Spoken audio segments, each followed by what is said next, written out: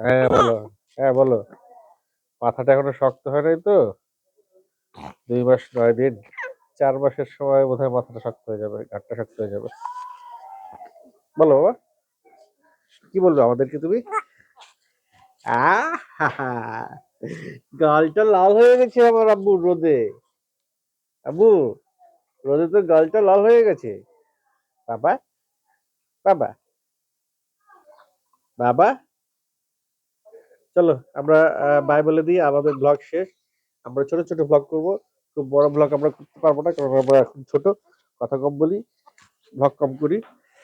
ওকে, tata দিয়ে দাও। Tata, আবার দেখা হবে কালকে। Bye bye.